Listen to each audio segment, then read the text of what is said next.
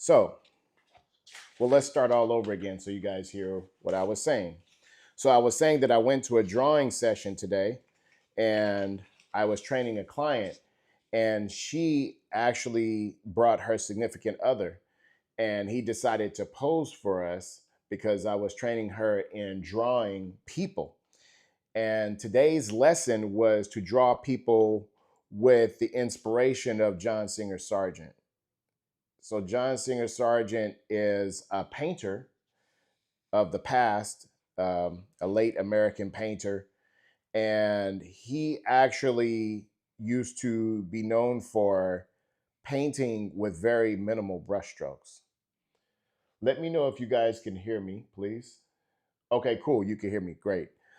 So, yeah, um, he actually painted with very few brushstrokes. And so the lesson today was to draw her significant other with the least amount of pencil strokes as possible. And so here you could actually, you can't really tell here because it's kind of confused by all of the shading.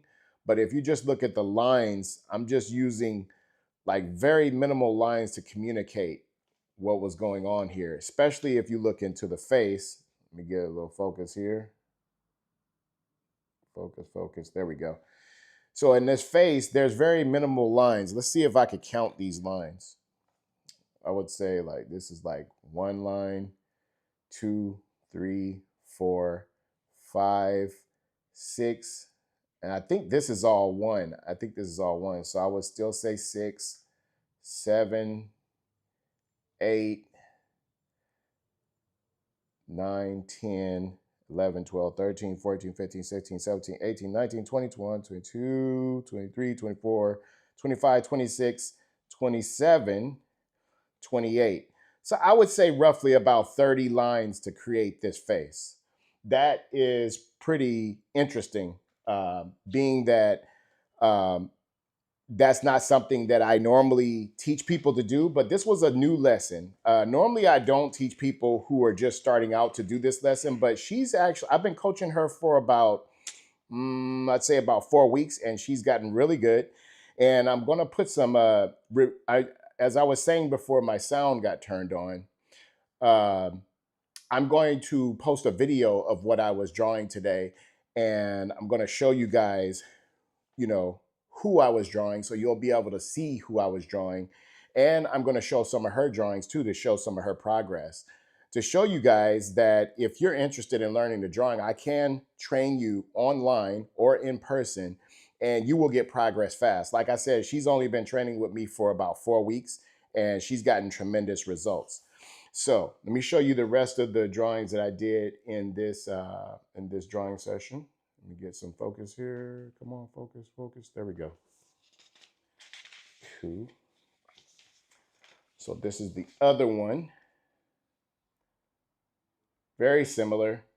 And I was doing the same thing, seeing how few strokes I can do to communicate the drawing.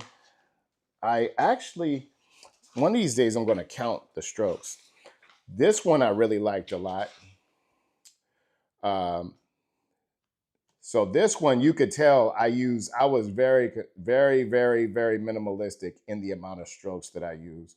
So let's count this together and see. I'm just trying to get this focus going. Let's count this together and see how many strokes this is. So I would say this is one, this ear is two, three, four, five, six, seven, eight, nine. I got to remember that I use that mustache line. 9, 10, 11.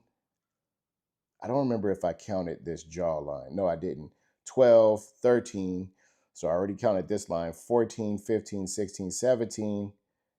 I don't remember if I did this one. 18, 19, 20, 21, 22, 23, 24, 25, 26. I think this is one line, but I'm just going to stay at 26, 27, 28, 29, 30, 31. So let's just round it up to about, just to be safe, to say about 40, maybe about 40 lines. Literally 40 lines just to draw this face. And this captured his likeness very good. And then I went down to draw the shirt. Go back up here and get this. So that was that drawing. He did a lot of the same drawing. Basically, what happened was he's not a real model. I was saying this before I turned on the sound, is that he's not a real model. And so he just decided that he was going to go ahead and model for us. And I didn't really want to ask him to do a whole lot. So I have a lot of drawings where he's looking like this. But I could show you some other ones. This one came out really good.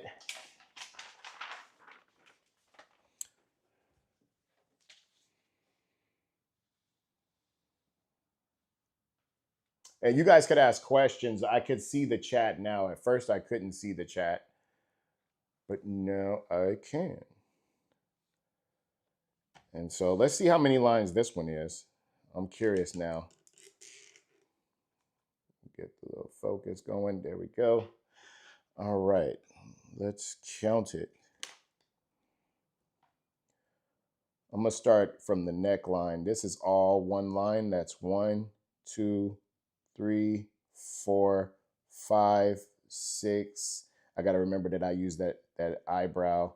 6, 7, 8, 9, 10, 11, 12. And I think this is one line, but I'm just going to say 13, 14, 15, 16, 17, 18, 19, 20, 21, 22, 23, 24, 25, because I already counted this one, 26, 27, 28. So I would round it up to maybe about 30 lines again to capture this whole head. So I'm averaging about 30 lines. That's pretty interesting. I've never counted my lines before. This is the very first time. As I was saying, this is the first time I've even taught this subject, which is, or this lesson, which is having a student, draw something with the minimal amount of lines. Now, keep in mind, we weren't counting our lines when we were drawing, but, we were just trying not to just do a bunch of this stuff here. I'll show you what I'm saying. So like if I was drawing my hand, I'm not doing like this. This is what I call sketching. And this is why most people, don't get really confident in their drawing where they could do this type of drawing. So if I were to draw my hand, if I'm drawing like this, fingers, that finger, I would literally just go like this. You know what I mean? Just using straight lines like that. So now I'm curious because I had 30 lines here.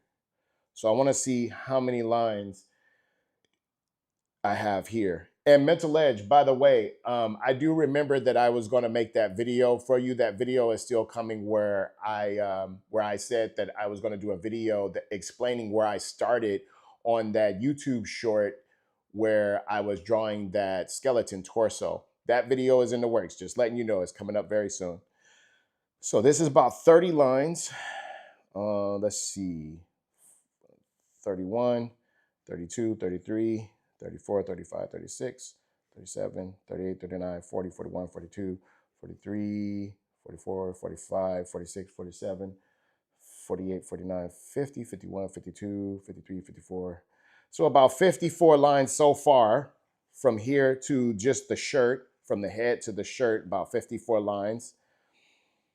56, 57, 58, 59, 60, 61, 62, 63, 64, 65, 66, 67. You know what I'm going to do?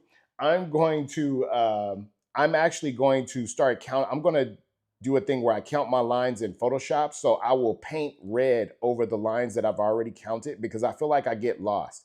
But somewhere around 60 lines from the top of this head all the way down to the bottom of this shirt, or including the arms yeah, it's about 60 lines, which is pretty interesting. So yeah, that's doing a lesson today where I was teaching somebody, training somebody in drawing, and we were taking inspiration from John Singer Sargent, who is very minimalistic in the amount of brush strokes that he puts on his paintings. So we decided to do it with drawings. That's not from today's session. But I'll show you another session that I did the other day. This was the same thing. This was the same concept. We had a person who was modeling, and did not.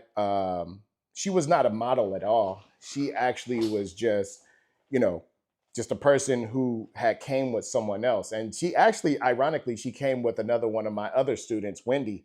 Um, she came and brought her friend, and we didn't have a model, so she decided to model for us, which was cool. So I did something similar. I'm always using minimalistic, very rationing out my lines and stuff. And then you see I used a little bit of paint here. I have a video coming up where I bought these new Hemi paints. They're gouache paint set. So I just decided to paint a little bit here. And the paint got mixed in with the charcoal, but it doesn't really matter. I actually like the way this face came out. This is the student who I was drawing, the one whose significant other posed today. This is the student who I was training. So I also have, when I train people in person, I have a lesson where we draw each other. So she was drawing me while I was drawing her, and you could actually see how she has her legs propped up. She was relaxed, drawing me inside of the classroom over in Berkeley. And so there's her sketchbook, her pen, tennis shoes, soles, and all this kind of stuff. And there were some tables in the background, the windows, and then the floor.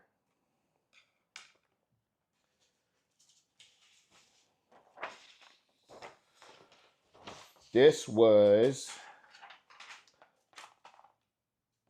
another draw. This was the same drawing session with the other student who brought her friend, and she posed for us. I actually recorded all of these drawing sessions, and I'm going to show you guys. I'm going to show you guys the work that I did here, the demonstration, as well as talk through a little bit of it, as well as I have some footage of her. I have footage of both of them, so you'll be able to see who I was drawing.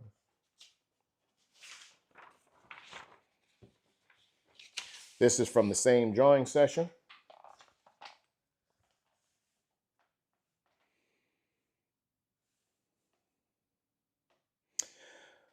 Hair is like one of my favorite subjects to draw. I mean, like, I just really love the way tufts of hair transition. So you have this hair going straight, this hair goes at a curve, and then this hair goes at a curve.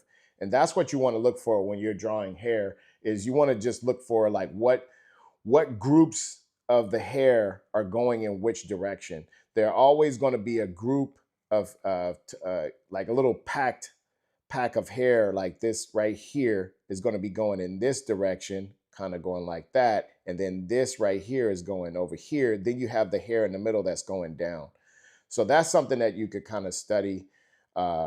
It's not the same with black hair, drawing black people's hair, like nappy hair or kinky hair or curly hair is not going to be the same. But just studying how hair comes out of the skin is something to pay attention to. Let's see, I think I showed you about all of them. So I'm also, years ago, I created a sketchbook. So I made this book out of leather. I actually went to the store. It's starting to come apart a little bit right here. But I went to this store called Tandy Leather, and I bought these pieces of leather. It's funny that I eat vegan predominantly, but I made a sketchbook out of leather. That's very contradictory right there. But this is one of my favorite sketchbooks, so I thought I'd show you guys. I remember carrying this sketchbook around all the time. And recently I just bought some more leather to actually do another sketchbook, but I haven't made it yet. So this is some of my older work. This work is from, I'd say, 2012. Yeah, 2012. Herbivore. I think it's a restaurant called Herbivore. So I think it was like a vegan restaurant or something like that, mostly plant-based foods. And so whenever I go to restaurants or something like that, I'm always drawing people. And they never know that I'm doing it. There's some more zippers. You know, I love to draw zippers. This was a figure drawing session. I actually used sepia ink and pen and ink, dip pen and ink.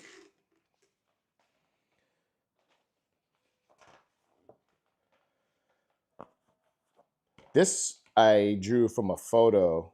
These were some well-known Black people in America who did something really important, and I forgot what it was at the moment because I'm not sure. I can't make out the likeness of who they are, but they were pioneers, and I was inspired by them during that time period. So I just drew a picture of them. And this is Baron's Story. I would definitely say check out the illustrator's work named Baron Story. Barron Story, Storey. These were people probably sitting on the bus. And then I just used some acrylic paint to put over their faces. It's a trip seeing my old style. This is a more of a contour drawing style, whereas this style here is much different.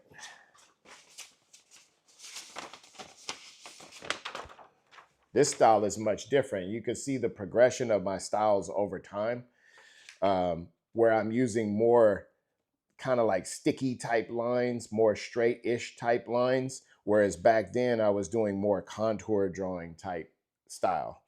And that was because my mentor, John Mahoney, he actually trained me to get better at drawing through using contour drawing, and that's how I train my students. Pretty much all my students get results super fast. And I would say the number one exercise to help you gain confidence in your line work is contour drawing. So I did tons and tons and tons of this stuff. And it helped me learn how to capture likeness really fast. There's a little baby right here.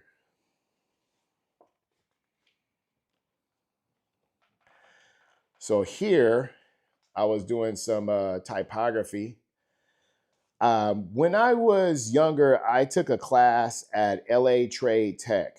It was a graphic design class, and I forgot the teacher's name, but he had us draw letters over and over and over. So I got really good at drawing letters, and I actually hated drawing letters because, you know, I did it so much. He just pulverized us with drawing letters, and I was able to do this. And then so in latter days, I started adding it into my sketchbooks amongst my drawings just to add a little flavor to the page. But it's funny how I actually did this for joy, whereas I couldn't stand drawing letters at one point because I did it so much. This was a picture of my daughter, Samaya. This was her when she was a little baby and her mother. And then my other daughter tagged her name in my book. Tagging. Graffiti. Vandalism.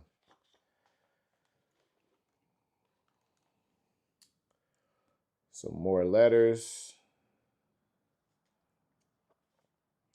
And then I kind of drew, and I love bicycles, so I'm always drawing pictures of bikes.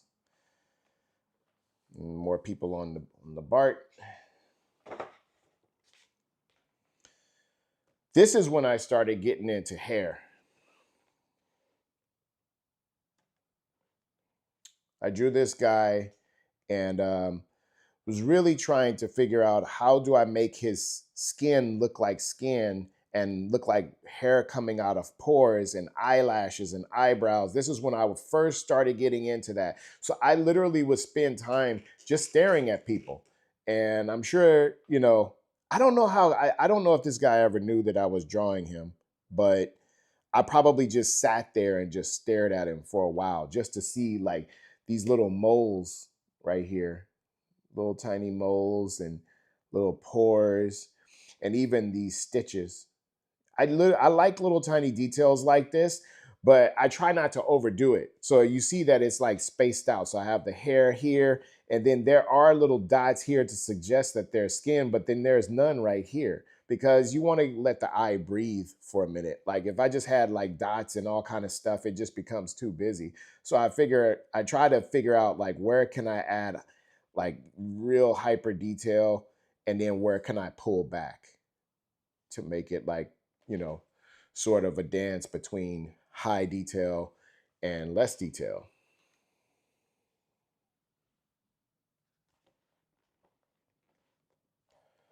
I'm not sure what I wasn't paying attention to, but drawing with different color pen. I have a black pen here, and then I finished the letters with a red pen, and just playing around with some graphic design stuff. And here I actually have more letters, and then I'm putting the time and kind of drawing around that, just designing the page really. And this is the rail of the this is the actual rail of the train, of the BART train, and this would be the texture of the jacket, and of course a zipper. I love the zippers. More graphic design stuff here. Got zippers, buckles. Go a little faster through this.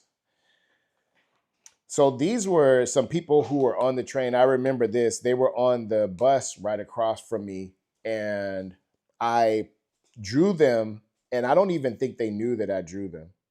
And then later on, I would just, add these elements to the page, add these drawings, little letter drawings and stuff to the page.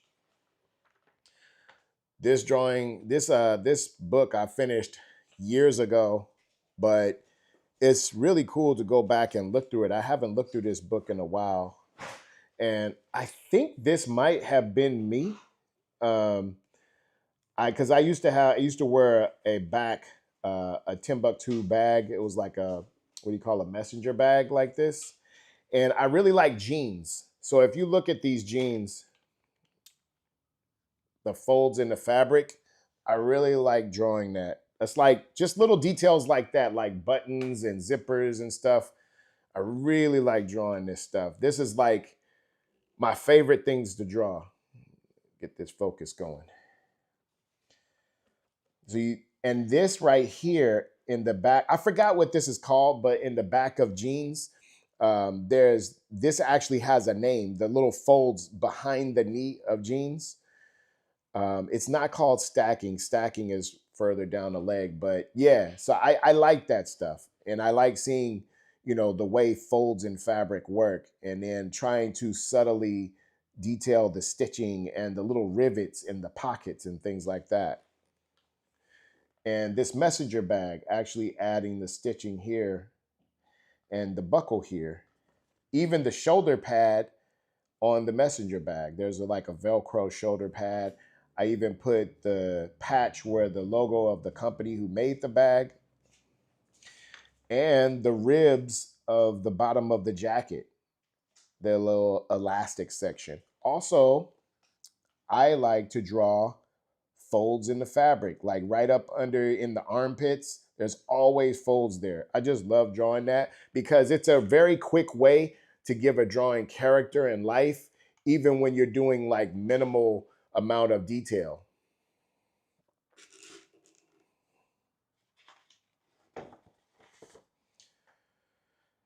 So here I used a technique where I varnished the paper, and then I would paint watercolor over it. And then that's how you get this detail here. The way it looks watery, you see how it's like real blotchy with watery. That's how that happens. So if I paint the whole page with varnish, and then when it dries, I actually go over it with a little bit of watercolor.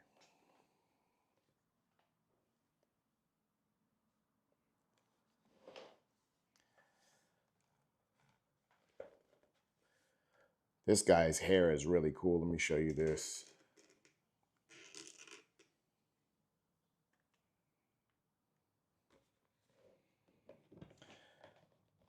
That is some cool hair there. It's a trip because I'm looking at my work as if I didn't do it. You know, I'm kind of enjoying it in the way that someone who didn't draw it would enjoy it.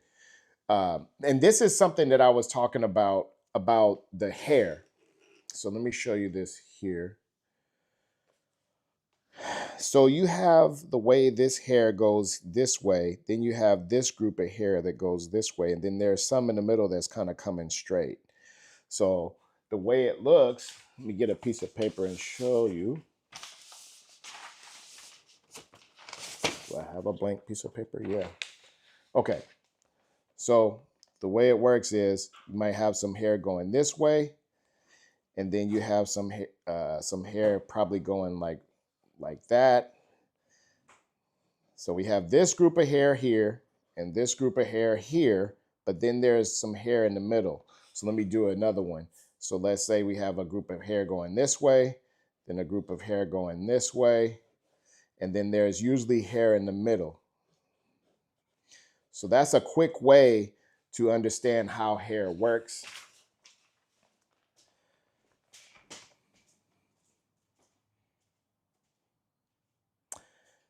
That mustache, wow.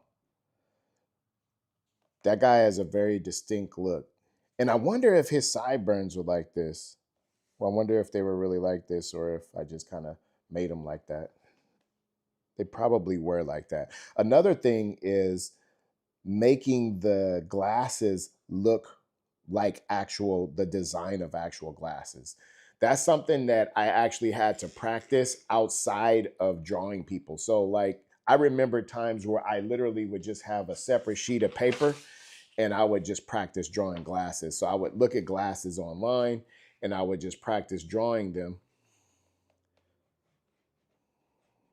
until I figured out, until I internalized the design of glasses, because they have a particular design that if you don't draw right, they just don't come out looking right. And so I would just draw glasses over and over. Sorry about that. Let me get this focus going. There we go. So I would just draw glasses over and over. I went through a period where I drew glasses and hands. Here's some of that text here. I don't even know what it says in the background. I usually never know what it says. Usually I'm just making up words and making up it's almost like a stream of consciousness journal entry. I just start making up stuff just so I could get it out. And it's really the look that I'm after. It's less about what it's saying. I'm sure I was going through something in my life that this does communicate, but no one, not even myself, can decipher it because I don't really make it to be understood.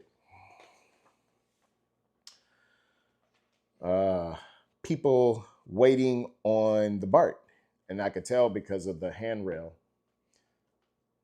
Let's see if I could get a focus lock here. And this is on BART 2 because this guy is holding onto a handrail on the train. BART is the train in the Bay Area. And I love backpacks. So of course I really detailed this backpack. And I think I did this with gouache, with the Pelican brand of gouache. Very cheap gouache. I like to use cheap supplies unless I'm paid to do a project, then I'll use the expensive stuff. But for the most part, I use very, very inexpensive supplies because that way you don't feel, you feel really more experimental with it because you didn't pay that much money for the paint. This I really like because, again, I was doing that technique where I varnish the paper, put varnish all over the paper, and then I just wiggled the brush over it to get like this wet look, like the way this is bubbling up here,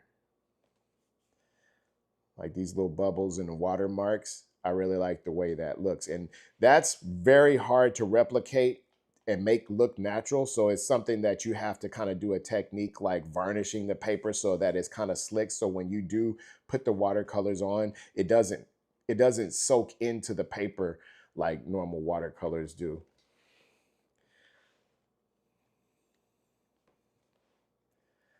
More text.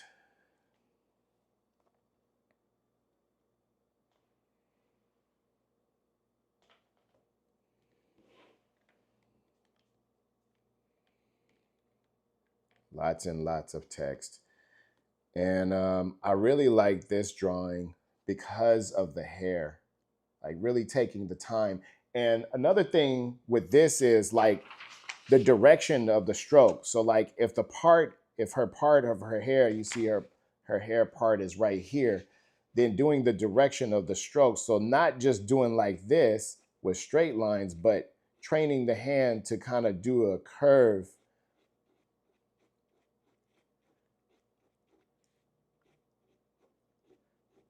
I'm not in the motion right now, but back then when I was drawing it, I was in the motion. So that's what I did right here. I may have turned the sketchbook so that it was easier to make these lines like that.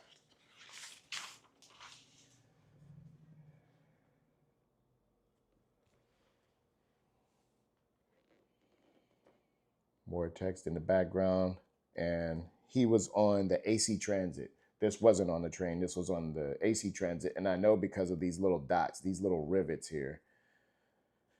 That's how their windows are designed.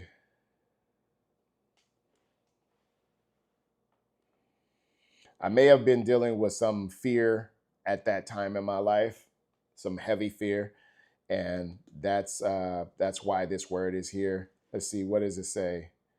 It says evaluated, consciously have to. Yeah, I have no idea what this says. I do see my name right here, but other than that, I don't know what it says. And that's again, let's see, fearless, a tendency. See, it doesn't make any sense. And then not only do I have the text on top, but I also have text under that. So if you look, so there's this text here, but then there's a subtle text in the background that's kind of ghosted in the background. That was a technique that I tried to, just kind of fool the eye. So you have this really bold text here, then the secondary read, and then the third read, which is this text down. Very faint text. And it's actually a different font too. This is more of a typewriter font, just like this here is a typewriter font. And then I add text in the background, and then there's a faint text in the background here as well.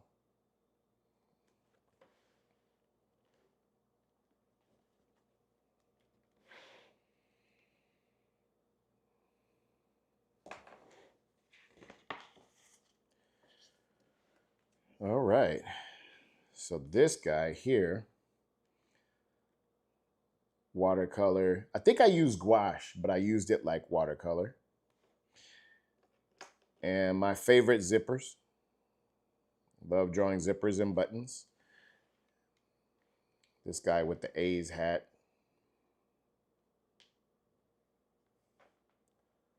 This actually came out good with the watch.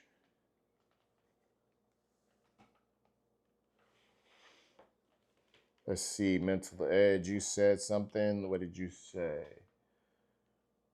True glasses are tricky to draw. I had to learn frame structure correct. Yep. So yeah, he was saying that drawing glasses is not the easiest thing to do. And it's true. It took me a couple years before I actually got better at drawing glasses. This was a super dry jacket.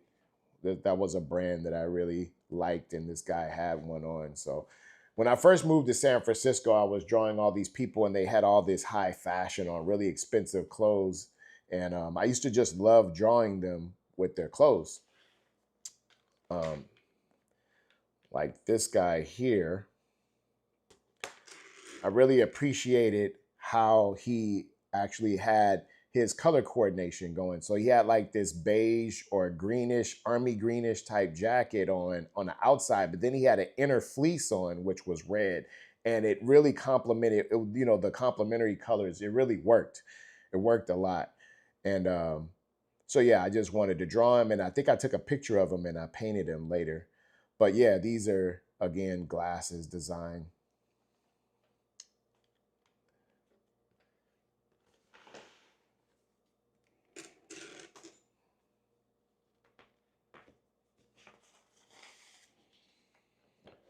Let's see who this is.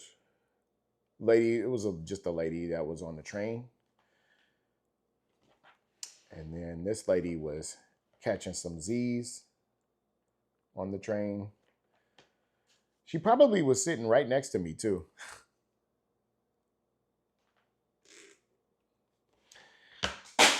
Uh-oh. That's what happens when you have a lot of stuff on your desk. So I want to get close to his hair because I want you to see this texture here. This is bananas. Like, it literally looks like fur.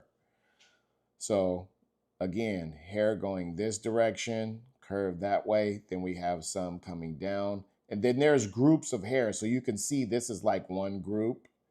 This is another group. This is another group. And these are all groups. And you just keep the hair going in the same direction in each group. And then, but you just have to take the time. And so what I would do back then is I would actually, I would sit up and I would draw. I wouldn't start drawing until after I did a couple cups, really, really big cups of coffee. Back then, I don't know if Starbucks still sells them, but back then they sold what was called a red eye. And so I would drink my coffee first, and then after that, I would get the jitters. I would start twitching and stuff, my hand, and I would just start doing this stuff. And the key was to try to get the right curve with each stroke, not just to miscellaneously put strokes on the page, but to put make the right curvature with the stroke, but also get a little bit closer here. Also make the hair progressively go in this curve, because that's the way hair grows on the skin, on the face. It kind of progresses. It comes out usually right here. It goes downward, and then by the time it gets here, it's coming this way, and then by the time it gets here, it's going that way. And it usually goes to a point, not on every person, but on my face, that's how my hair grows. So I was trying to capture that. Same thing with the eyebrows, the direction of the eyebrows. The hair comes out, up. It comes up right here. Get a little closer. Goes up here. Then about right here, it starts going this way. And then right here, it starts going this way. So just studying, next time you have a drawing session, like literally just notice the direction of the hair. Don't just like throw strokes down. Like ask yourself, what direction is this hair going? Because it's always going in a direction, and it's usually in groups. Just like these groups I was showing you here, it's usually growing in groups.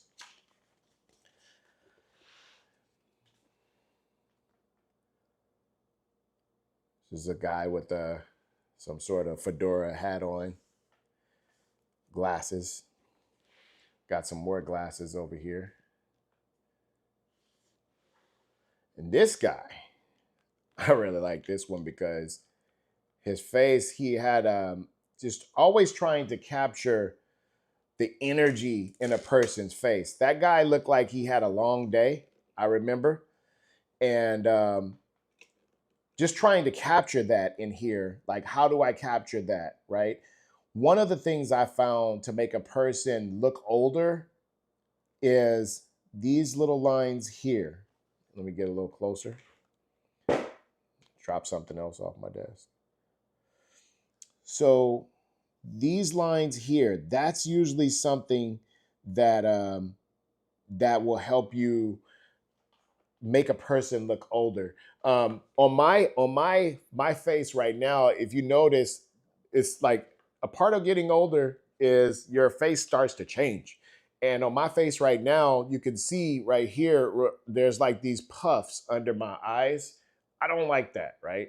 But it happens. It's a part of it, and I'm trying to mentally adjust to it. But drawing that is what can change the age of a person in your drawing. So the more definition you put on a person's face, the older they look.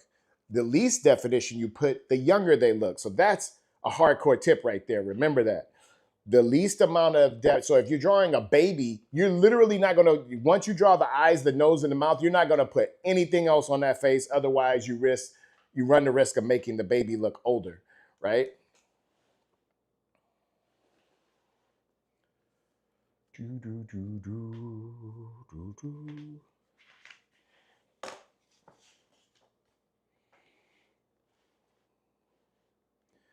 Oh, yeah, this is one of my favorite.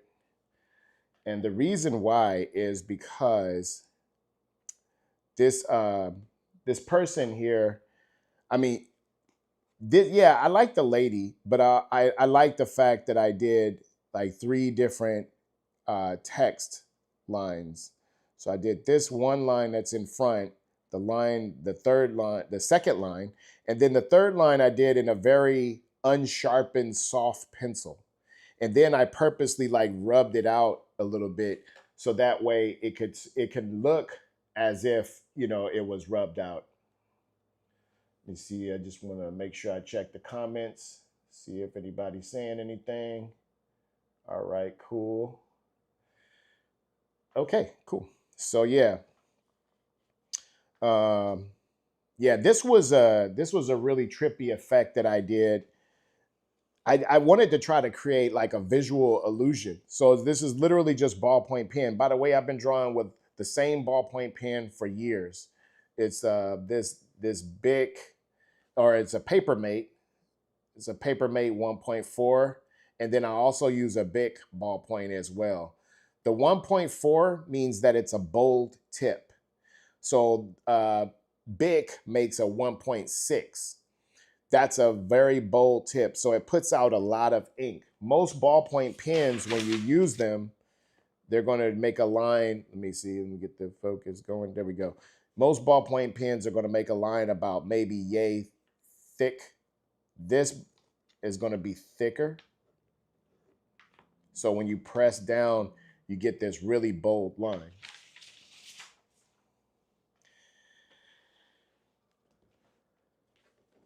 Trying out some different fonts here. Got the headphones.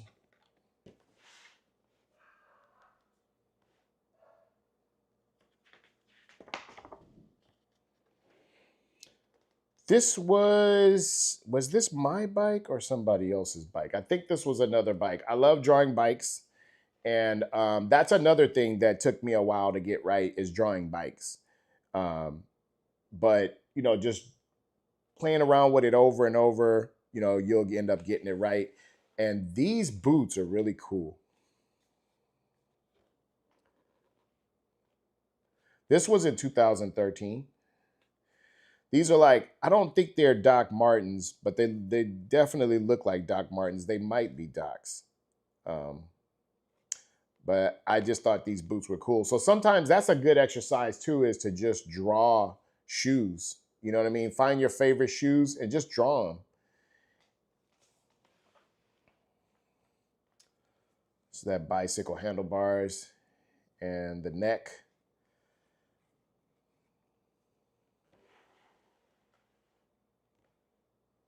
I actually like the way this core, they call it, the different people call it different things, but the darkness between the light and the darker, there's usually a darker area called the core shadow. I like the way that one came out there. And these people, I don't know where they were. I don't remember where I was, but this is pretty cool the way that came out. This guy looks like he was sleeping. And the infamous zipper. I love drawing zippers. You'll know my work anywhere you see it. If you see a zipper, you say, oh, that's probably Dawood's work, because I'm the zipper bandit. Love drawing zippers. So I'm going to show you my favorite on this page first. And my favorite is because I've always been into fashion design. And again, when I first moved to the Bay Area, I was just drawing people over and over, you know, who had on, you know, really fancy clothes, and they would have these expensive Canada Goose jackets on and stuff like that. And so just drawing these zippers and stitches and buttons and things like that, I mean, this is like my favorite thing to ever draw. It's my favorite in the world. And these glasses here too. I actually like the way I pulled that off. It's fun because I'm looking at these drawings for the first time this close, And with this much attention, I haven't looked at this in so long. And so not looking at drawings for a long time or looking at your work for a long time is really fun, because when you go back to it, you could actually be the spectator now. Like, I'm enjoying this just like you guys are, you know, as if I'm not me, as if I'm not the person who made it. You know what I mean? I'm looking at it as an audience member. I'm not really looking at it like, oh, this is my work. Trying to do different styles. So if you notice, these are two different, this is a good example of playing around with different styles. So you notice this style, the lines are more straighter, right? More graphic in the shapes. But here is very more organic. Like, look at the way this line here, it's much more of an organic style. And I got this style from studying Michelangelo and Leonardo da Vinci. So looking at old masters, I would say here is a pro tip. You want your work to get better faster. Try not to look at people who are still alive. Try to look at artists of the past, the old masters. You don't necessarily have to be a big, huge fan of them, but try to understand what they were doing. This is what my mentor was telling me, and I would tell you right now that the old masters' work used to bore me, like Michelangelo and Da Vinci. Like, it was so photorealistic, I didn't get it. But what I found is their sketches that really inspired me, and because they would have these really, really faint lines. So I'm gonna go in here a little closer. You see how careful and how delicate these lines and how faint they are here, but then they get a bit darker right here. So the transition of thick lines, really heavy, thick, strong lines, and then it gets softer right here. So that's something called line weight. Another pro tip, line weight. That can add a lot of flavor to your work. So let me show you this real quick. So watch this line here. That's all one weight, right?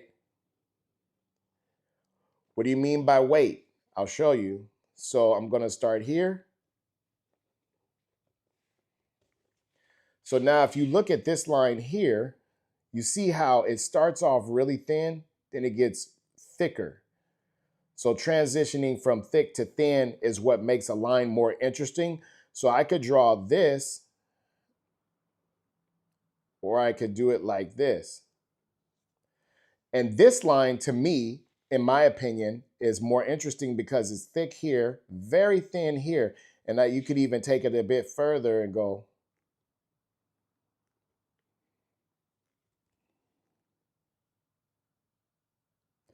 So you see how faint and how delicate this is here, and then how thick this is here. That right there is one of the secrets of how I draw and how I try to create energy in the work. So when you're looking at this, a lot of times that's what you're looking at. It's a very simple trick, but it's very effective too. So like right here, this line is super thick, super dark, and then it gets really faint right here. I'm gonna go even closer. It gets really faint right here, and actually it kind of stops. Like, it gets so faint that I think I may have accidentally taken the pen off the page, but that's all done on purpose. It's supposed to be the balance of thick and thin. So like right here, you have this really thick line for the head, but then the hair, I do it so fine, a very soft line, just barely dragging the pen on the page. So let me show you what I mean.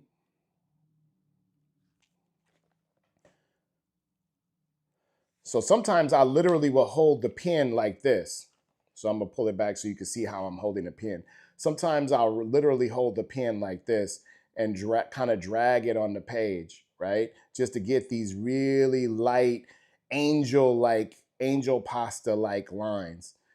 Then most of us, when we write like this, right? This is how we write because we want full control of the pen. But if you want to draw and make it look more loose, then I usually hold my pen from up here. I never draw like this, like I write. I always draw up here. And then you might say, well, how do you stabilize your pen on the page? I use my pinky finger. I keep my pinky finger here. Now my pen is stable.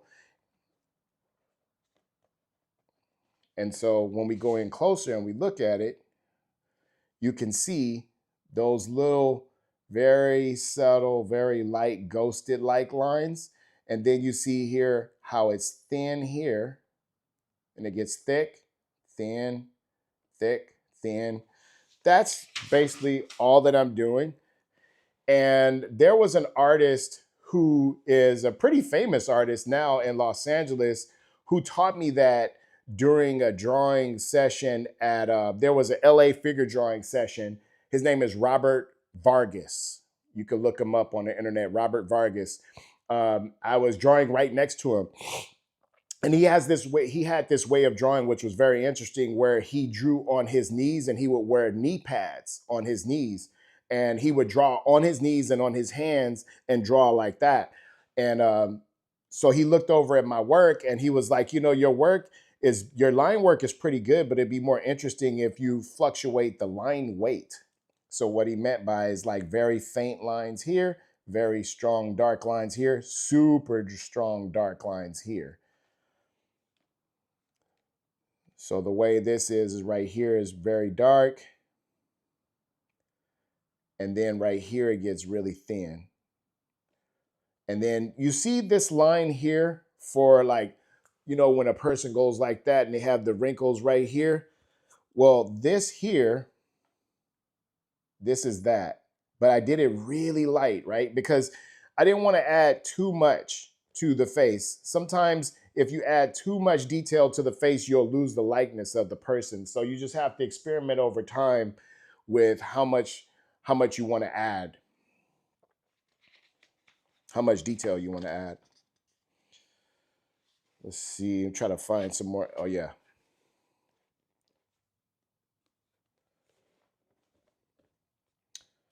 So yeah, I really like the way that one came out. And also these glasses, the way they actually have the curve in them.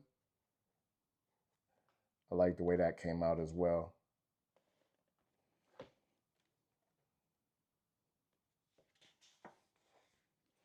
This is one of my favorite drawings in this book. I remember this drawing. I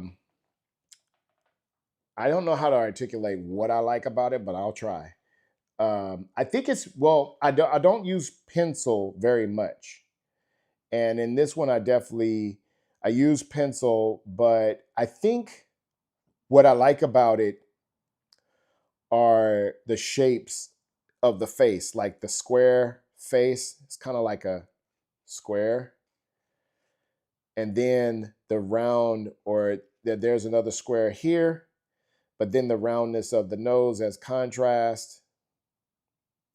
And I think this is one of those drawings where I had transitioned to a new style. And that was really just kind of like capturing a person in a very short period of time. Here's another example of very light lines. So I did the detail, the plaid of his hat. He had like an apple hat or something like that. And there was plaid on it. But I didn't want to bring too much attention to this part of the drawing because I wanted your attention to focus here, right? So, but I did want to show that he had a plaid hat on. So I just kind of did it really light with super faint lines.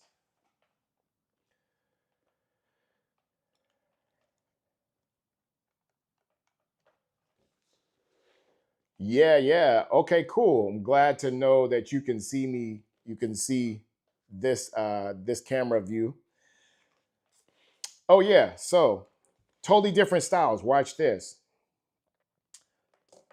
So this style here, right, is a totally different style from this here. And this is direct influence from Da Vinci and Michelangelo and those guys. And again, the line weight, this is a perfect example of it.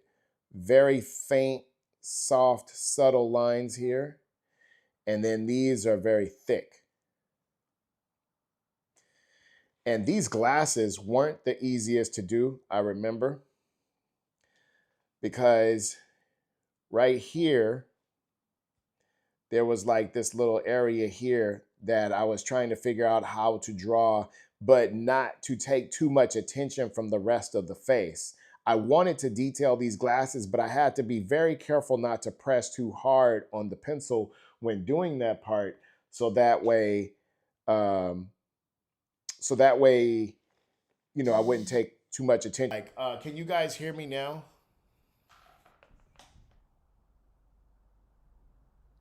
Ha, I guess you can hear me now. Cool. So I even put some hair on the arm here.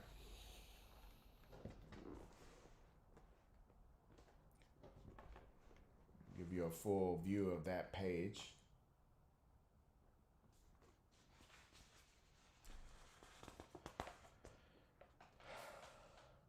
More boxing. I did a lot of boxing drawings. This guy was doing some defense, kind of blocking with his boxing gloves here. And I was really trying to capture the shape of the arms, the muscles in the arms here. These were two people who were training together. So this guy had those big round gloves, and the other guy hits him, and then the guy, he kind of takes the hits with his gloves. So that's what was going on there. And as you see, again, we have this situation here where very thicker line and super faint lines, very thin, super thin lines, kind of playing around with the thickness of the lines.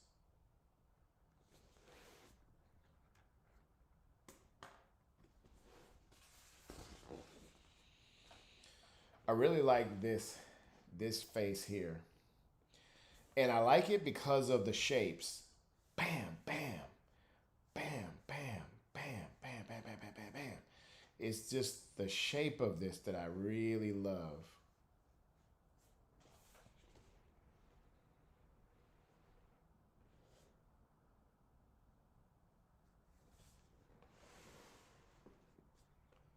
There's somebody else on the train.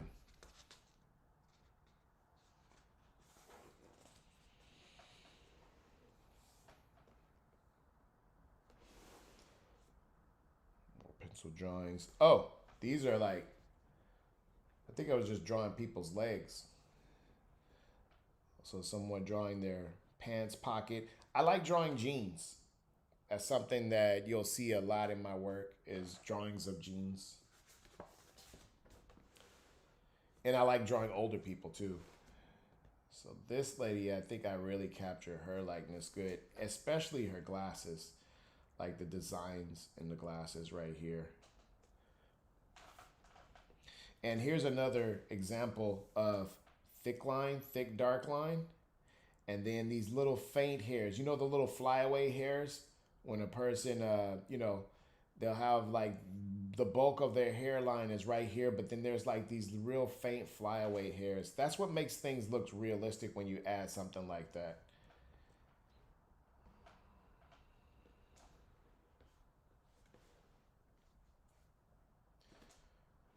Captured the jewelry and the neck wrinkles, a little folds in the neck. I try not to add too much to here, because then it'll draw too much attention. So even right here, I'm drawing the curvature of the jaw, but I'm trying not to do too much, because what'll happen is it'll take attention from the main focal point, which is you want the person to be seen as a whole. You don't necessarily want the detail to run the show.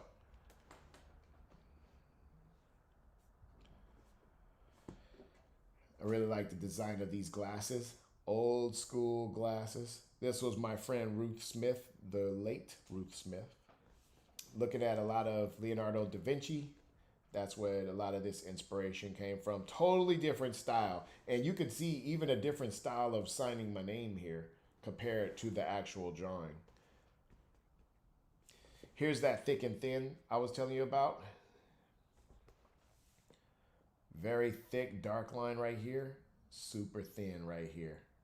Changing the thickness of your lines will make all the difference. If you draw your drawings with the same line weight throughout the entire drawing, then a lot of times it may not come out looking as interesting as if you change it up.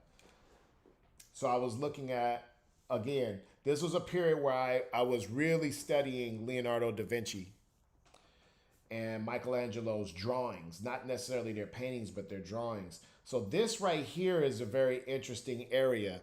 I'll show you what I did there. So I'm creating, like, this is where you just do all the lines in the same line weight, right? And line weight is, it starts off thin, gets thick, gets thin, gets thick. That's called line weight. This is a very lightweight line. This is a very thick weight line. So here, the trick that I did here is I pressed down a little harder every time I came here. So I would start the line here very light, press hard, hard, hard, then ease up on it. So I would go here. So I would start off here like this, press harder, ease up. Here, press harder, ease up. Here, press harder, ease up. So I just keep doing this.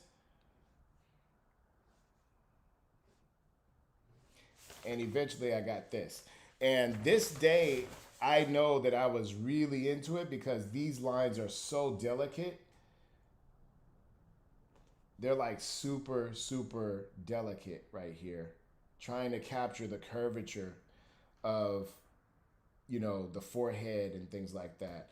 And also the muscles in the eyes here. And the hair. Doing line weight variations with the hair, and also really kind of drizzling my hand to create the hair. So when I was drawing that hair, I literally was holding the pen like this, And that would allow me to do all these really weird kind of lines to kind of suggest the texture of her hair.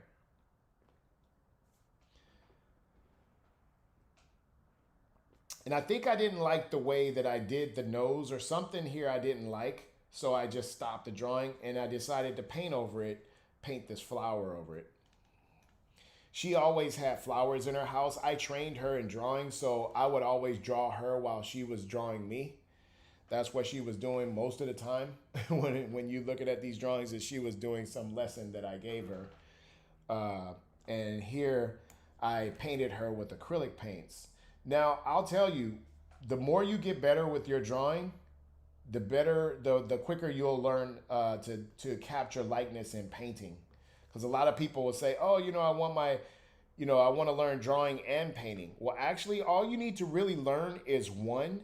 And then once you get good at the drawing, the painting stuff will just fall together. There's only a couple things in painting that you need to really know. This was a figure drawing session with live models, and I drew the models several times. So this was one model. There was all the same model. And so I drew her once here, drew her here, all on the same page. And when we look at the line weight, we have that here. That's like the theme of this live stream is line weight, right? Because that's one of the tricks that I do that creates magic in a drawing, is this thick line here, and then it gets really thin here, right? Same thing over here.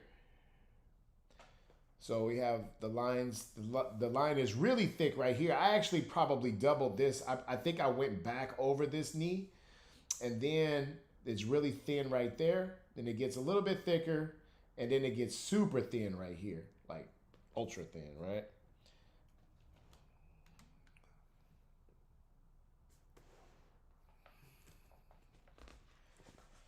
And I like sci-fi. I've always been into the sci-fi genre. So sometimes I draw in a figure drawing session, I'll draw the model, but I'll add imaginary elements to the model. I was looking at a lot of Leonardo da Vinci and a lot of old masters when I did this. And so that's where most of the inspiration came from.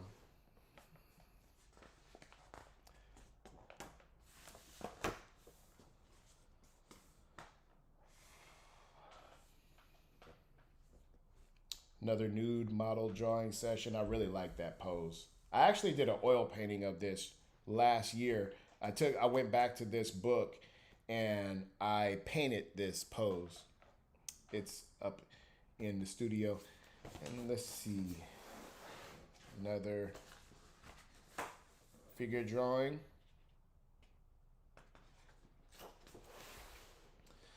These are various people on the BART,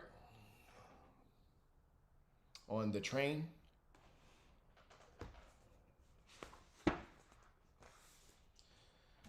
I was studying hair on this one. Just studying the directions that they come out, that comes out. What's up?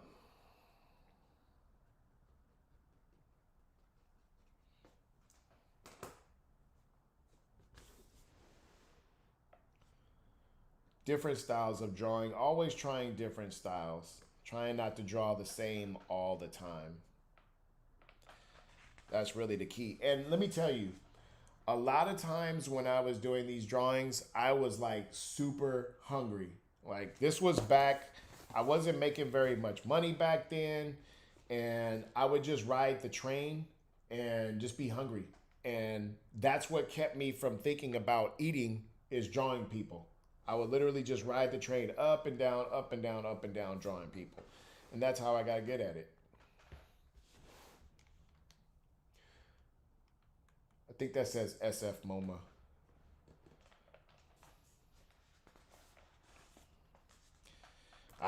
Bikes. I love bikes, love drawing bikes, love seeing them. I really like the way this guy's face came out, and the seat of this bike. I really love this shape here. I also drew the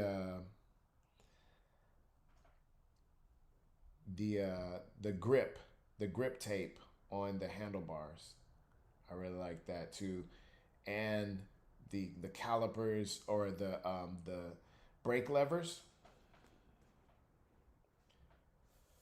So I wanted to get really good at drawing bikes over the years. And I would say I did somewhat.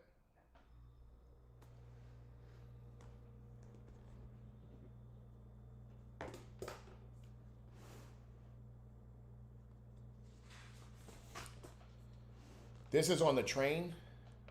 I may have a YouTube video of this one. I don't know. Actually, I don't think so.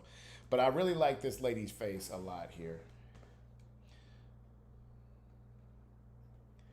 It's just something about the shape of her face that I really like. And it's pretty interesting that I didn't draw a bottom lip. I actually like that. And I love the shape of these glasses too. This is really cool. She had these glasses on top of her head. I like the way I did this plaid here too. These are all different. These are all people just packed on the train like sardines, right? Pack them all on the train like some sardines.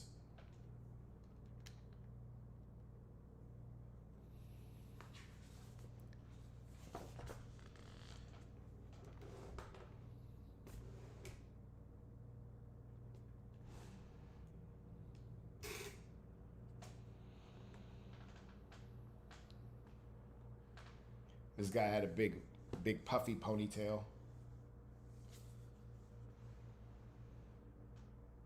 Line weight, line weight. So here's a secret of how I do those shadows. So what I would do is I would take a separate piece of paper and just rub right here like this, and keep doing it, keep doing it.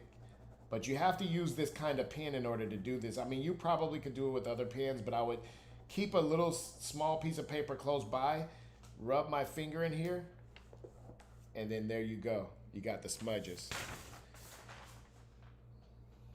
And you guys are getting a lot of really cool tips that I wish somebody had shared with me early on, but this is how I did a lot of this stuff. This guy had some sort of AirPods or something on.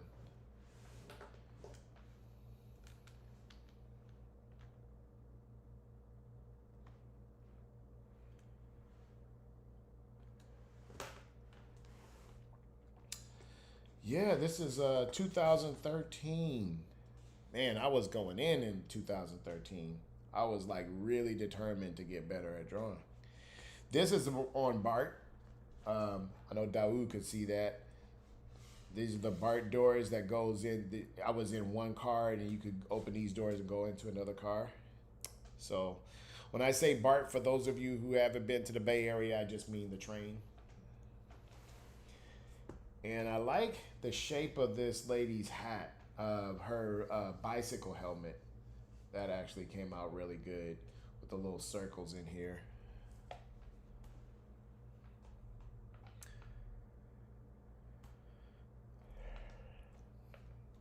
Nice. You're drawing people from scratch? Cool.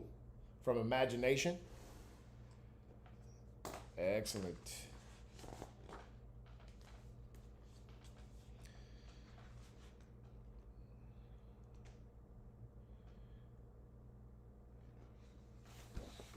Oh yeah.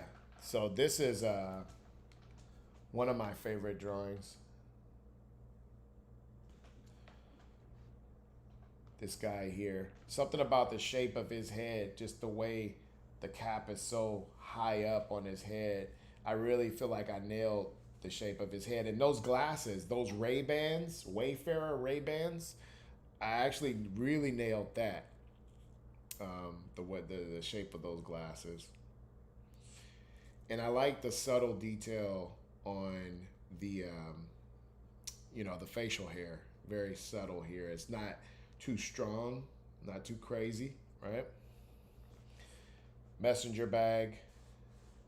I've always been into fashion design, so just looking at jeans and the shape of that jeans make, I'm always trying to draw that and capture that.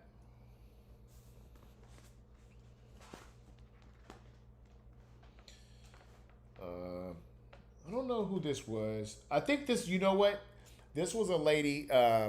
Every now and then somebody will catch me drawing people on the train and they'll say, hey, can you draw a picture of me? This lady asked me to draw a picture of her. And I'm going to be honest, I don't like when people look at me when I draw pictures of them. I would rather you like looking like that or like that. But I just don't like when you're like, looking at me, right? And she wanted to look at me. So I'm like, okay, I'll draw you, lady. No, she was really sweet. I'm not dissing her. She was really sweet, but I just don't like drawing people when I'm put on the spot and they're like, can you draw me? Back then I wasn't that confident of drawing people when asked to. I was more confident of drawing people when I felt like drawing people. If I was just naturally inspired to draw you, then I would do it, but I didn't necessarily feel that I was ready for it. Oh, so yeah, jeans. Look at that. The shape of these jeans here. Then it comes in here, right around the knee. Then it comes back out, right around the bottom. This is called stacking in fashion design. And then drawing the shoes. And I think this person had some tags, like maybe we were at some sort of conference or something. Because this person has them. You know what? I think this is the same person. So this is the top half of this dude. And this is the bottom half.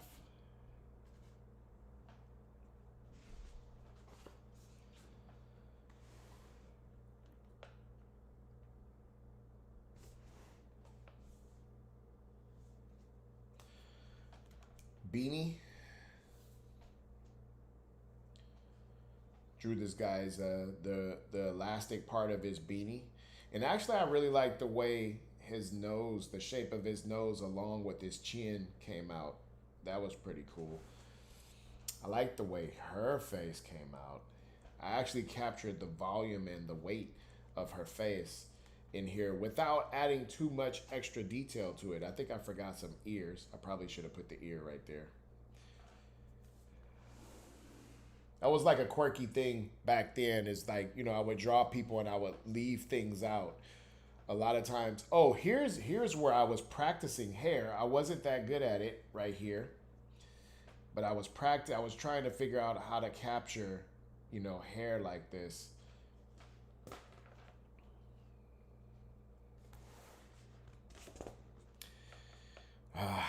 So I was in Pacific Heights in San Francisco, and they have really, really cool houses out there. So I decided to draw one in my own style, very loose style.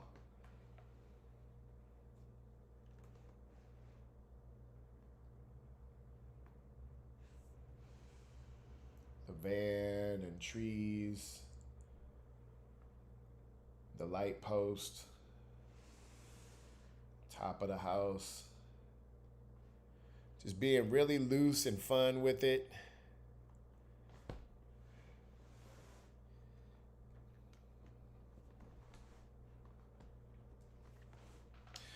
No, this wasn't in Pacific Heights. You know where this was? This was on UC Berkeley campus. That's where this was. I did go to Pacific Heights and draw, and I did a drawing that was very similar to this because I believe the architecture of the building, but this was on UC Berkeley campus. This is 2014. So at one point I worked teaching kids how to draw and paint inside the San Francisco Juvenile Hall, which is like basically like the kids' jail. And these are drawings that I did in there because I couldn't take any pictures in there, but I wanted to document my experience in there somehow. So I just drew pictures of it.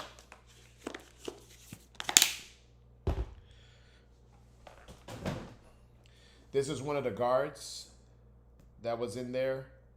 They call them counselors, and they have these tables in there that have like chess or checkers marks on it.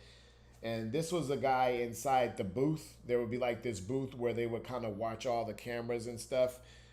And these were the cells, these doors here. This was one of the teaching artists, another person who I taught with, who was teaching the youth. And I think he was teaching them about Paul Robeson on that one. And you can see the African print on his cloth here. I believe his name was Dwayne. I forgot his last name, but it was Dwayne. He's a very famous Bay Area artist. Very good brother. You can see they have the cornrows here.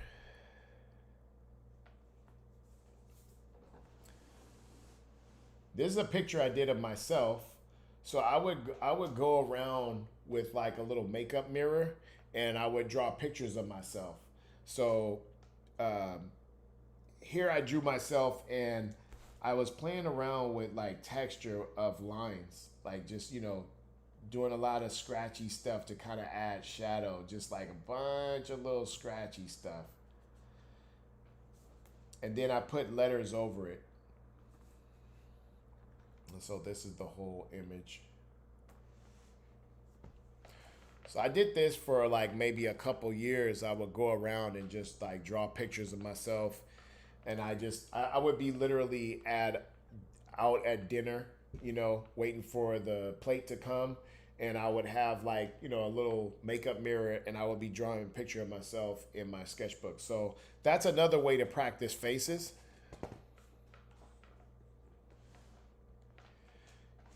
I have a video drawing myself. Cool. I didn't know that. So these were the youth inside the same detention center. They were all watching this guy teach. This guy here, he was teaching, and these were the youth in the back rows. They were all like teenagers, like 14, 16 years old. And this was another one of the guards. The guy, the policeman in there to make sure nothing crazy happens.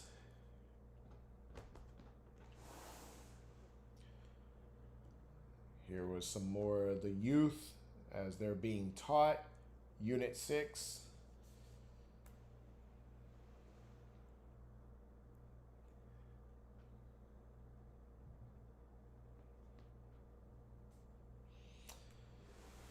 Yeah. I worked in there for, let's see, probably about 6 years going into the San Francisco Juvenile Hall facility.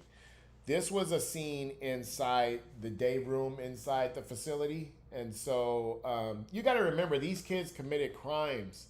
And so they're locked up. They're inside jail and they don't have anything to do in there. You know what I mean? And so this organization back then, I think the organization was called Imagine Bus Project. And they hired us teaching artists to go inside of the juvenile hall to give them something to do, you know, to teach them art and teach them all sorts of things. We were teaching them all kind of stuff. This is where the cells where they went back into, and some of them didn't want to come out and participate, and they would have to stay in these rooms. Those rooms are really, really, really small, and you know, so. And these are the slides that they would wear because they weren't allowed to wear like regular shoes. They would have actually slides on, like those little basketball slippers.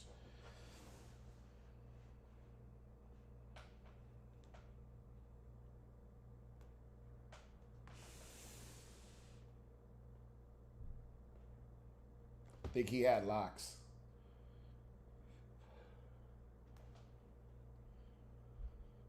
Ah, the hands folded.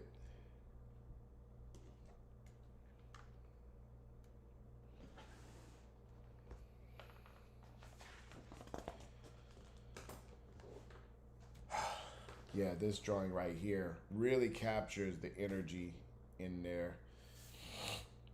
I actually recognize who this is from just looking at this. And then you see you had students there who were just totally bored, right? They were just like, yeah, this is not interesting to me. This guy, he seems like he was paying attention by the way he has his hand on his chin. And I think this guy may have had a hoodie on. I think that's what this is. I think it's a hoodie. And this dude, I'm not sure what he was doing. This, I do have a video of me doing this one. This was at a coffee shop. Particularly, it was, I forgot the name, Cafe Tierra Mia in downtown Oakland. I remember doing this one. It was this guy and his girlfriend. And I drew them and painted them, and they had no idea that I was doing it the whole time.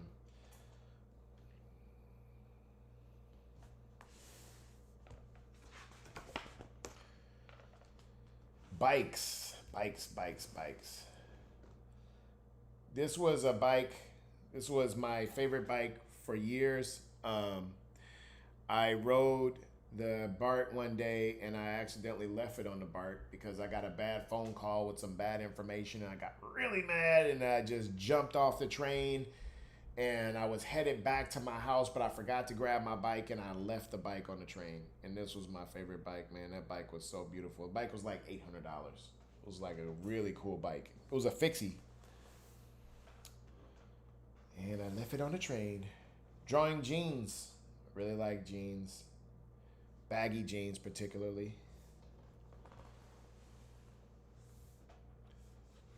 I really like this one too. Playing around with this hair.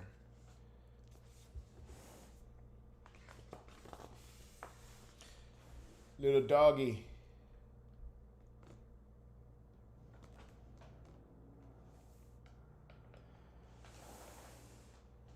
I actually have oh, you know what? So this drawing right here, I have it over here. I painted it.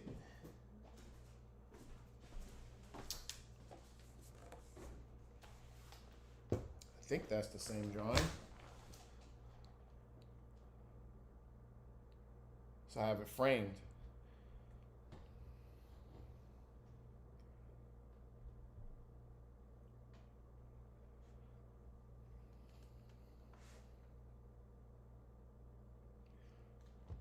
Just a guy using his cell phone, leaning up against his bike, just the kind of stuff that I like. I love bikes, I love jeans, I love fashion, I love glasses, I love hats backward in particular. I love fixie bikes, so it's like I had to draw this guy. Then I framed it.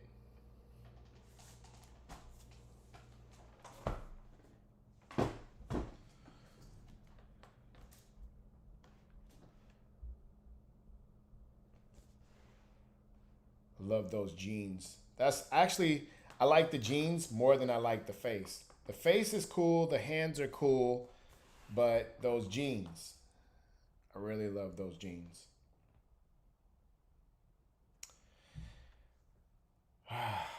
Man, good times drawing in the sketchbook. So here I was drawing with marker, which I don't really like to draw with a lot, but I tried it out here, and I added some acrylic paint to the drawing here just to add a little flavor to it. This guy's face I really like. I know who this guy is, but I don't know who it is. Like, I remember drawing this drawing and I remember looking at him, but I don't remember where I was. So interesting how the difference between drawing with a marker and drawing with the pen. Like, you wouldn't even know this was the same artist, would you? Like, if you just saw this and then saw this, kind of looks like two different artists' work.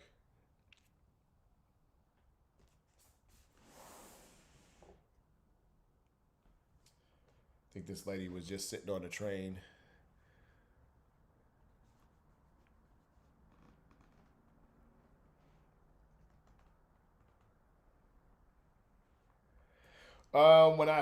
When I realized I forgot my bike,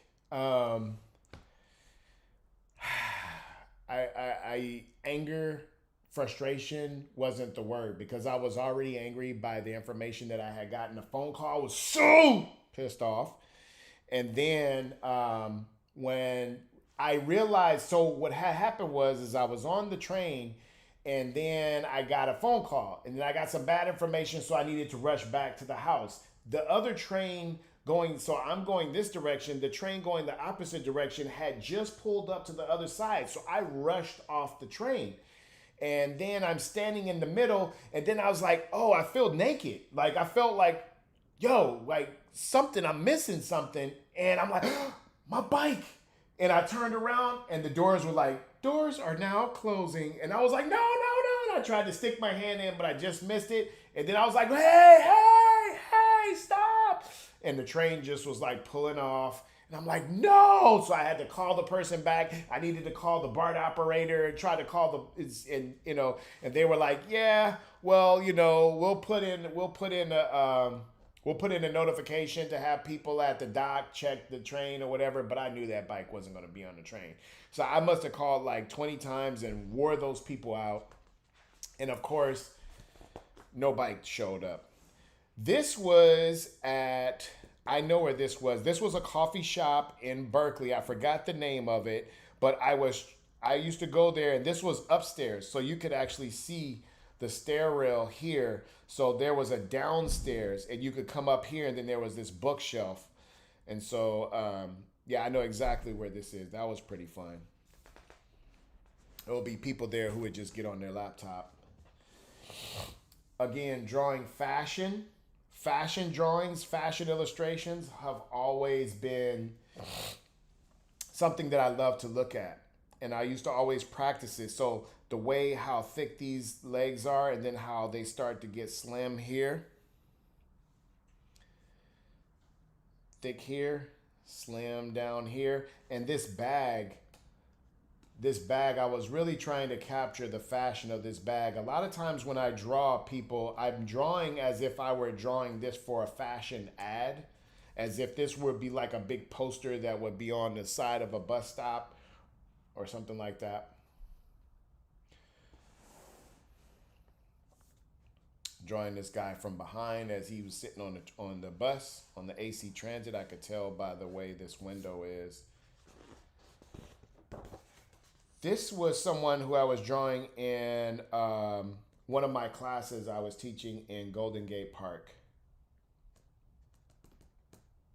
Yep, she was a student. And I was doing mostly contour. This was probably a contour drawing demo, a demonstration, because it looks like I did this whole drawing with one single line. all of this detail. I believe I did. No, no, actually, no. This wasn't a contour. This was predominant contour. So what I call predominant contour is when you do a contour drawing, mostly you keep your pen on the page most of the time. Every now and then you lift up.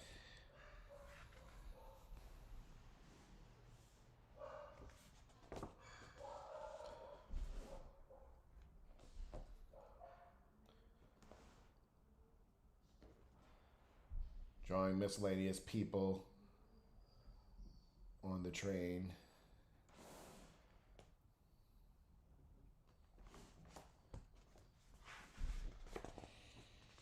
And just, notes. I think these were like, what is this? Lecture notes, drawing. This was probably like to-do lists or something. Some projects that I was working on back then. More people on the train. This lady was reading.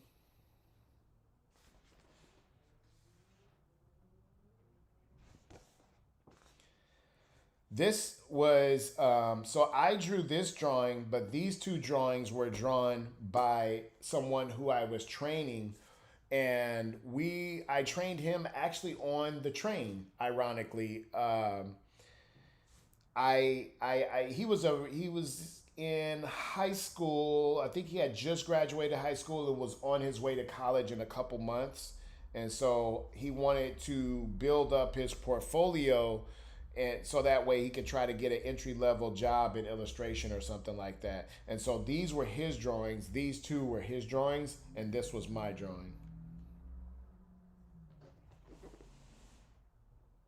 So we would ride the train, and I would instruct him on how, on drawing people on the train. So these are just random drawings that he did on the train, and these were like his first. These were like the early stages. This was like maybe 2 sessions in, and this was a huge improvement compared to where he was before those 2 sessions.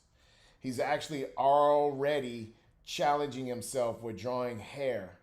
And you can see you got the patterns. You got this hair coming this way, you have this hair going that way, and this hair coming from here. So he was doing a great job early on.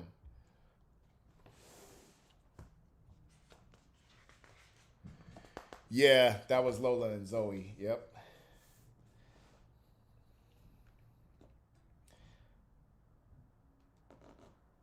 I remember her. I drew her on Bart, and I forgot her name, but I remember drawing her.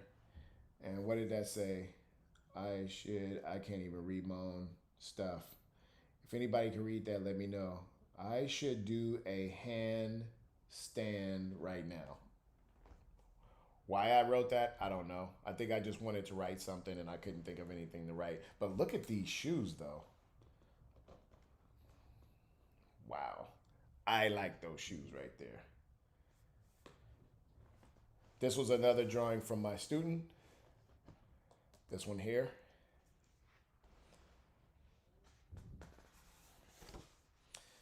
And this was my student drawing bikes.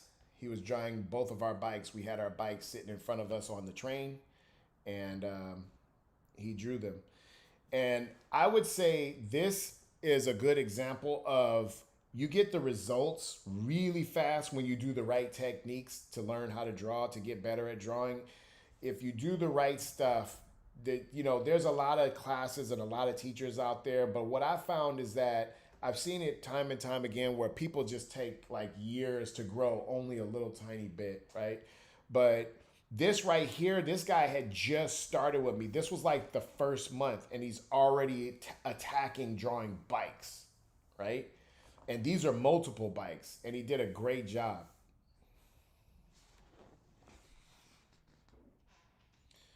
Figure drawing session. Look at those lines right here. Very subtle, faint lines.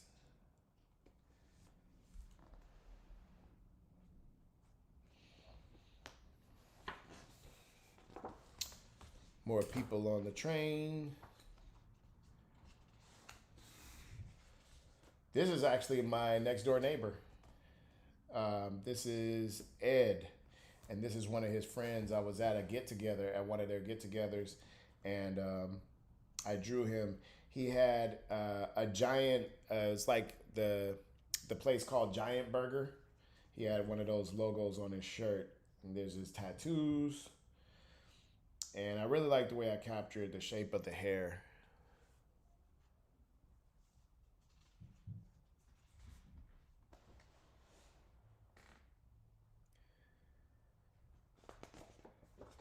And this was another guy at the get together as well. I really like the way I captured the shirt on this one. The face is cool, but I really like the shirt because it had these like tropical leaves on it. And I just like the way I captured that there.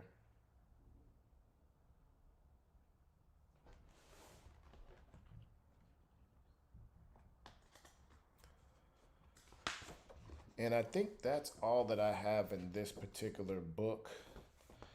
So yeah, you guys made it through an entire book. Pretty cool. Thank you for watching tonight. And my bad for going off with the volume. I know that the volume went out and y'all hung in there.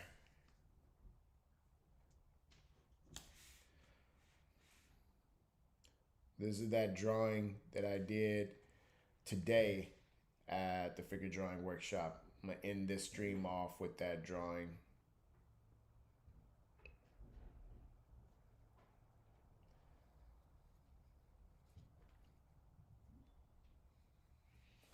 I also really like the way the hands are drawn here, because he had his hands kind of folded like this, you know, just kind of sitting.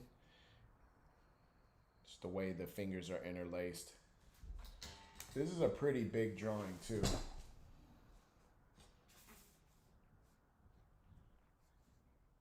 Cool. All right, well, you guys have a good night. Thank you for joining, and I will keep working on my live stream game to get better and better with each one so that you don't see stuff like this in the stream. All right, peace.